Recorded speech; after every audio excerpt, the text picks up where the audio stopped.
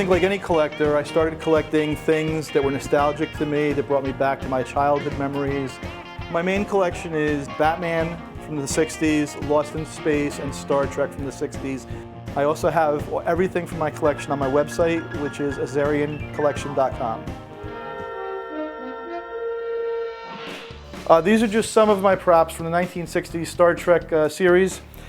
This is called the Cage Phaser. This is from the first episode. The barrel extends. This is before they came up with the more famous design of the phaser. This is a communicator, main prop. Top folds down.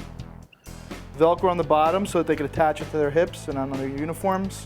And here's a tribble from the Trouble with Tribbles episode.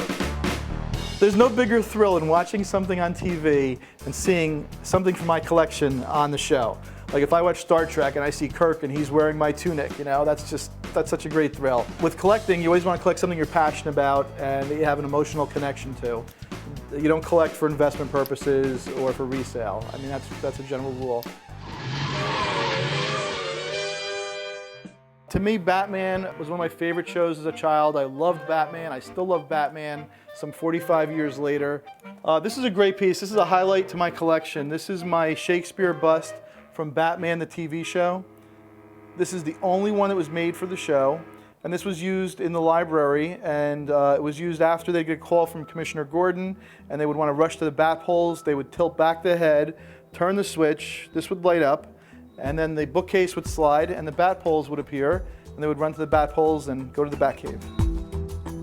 This piece I originally tried to get at auction. I was unsuccessful, and then years later it came to auction again and I had to have it, and I'm pleased to say I now have it. This sign hung outside police headquarters in Gotham City. So anytime the Batmobile would pull up to police headquarters, you'd see a close-up of this sign. This is Batman's Batarang from the show. Also very rare, one of a kind. Many of my things have great stories behind them. This is my Arnold Schwarzenegger jacket from Terminator 2, the movie. Arnold gave this jacket to Matt Sorum, the drummer from Guns N' Roses, when they were filming the music video, and I got it directly from Matt Sorum. When you look at the jacket, you can see in the front the bullet holes. Okay, they're very detailed, different sizes. There's bullet holes on the arm as well, the shoulder. It's distressed, and it was used in the fight scene in the movie. These are from Battlestar Galactica, the original series from the 70s. This is Commander Adamas' outfit. This was worn by the actor Lorne Greene, who portrayed Commander Adama. This is the outer robe, and this is the inner tunic. This is a Cylon rifle. This is a very rare piece.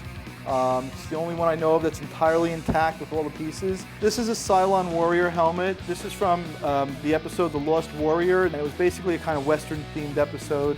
It has some distress here on the side and some fake bullet holes over here.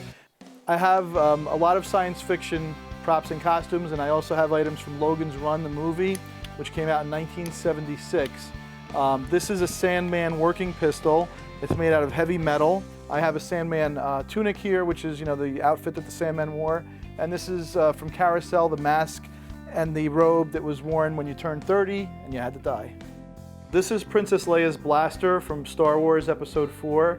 She used this in the opening scenes of the movie when the Imperial forces board her ship, and she uses this to defend herself. Oh, here's another great piece. This is from Get Smart from the 60s TV show. This is Maxwell Smart's shoe phone. This was the actual shoe phone prop he used.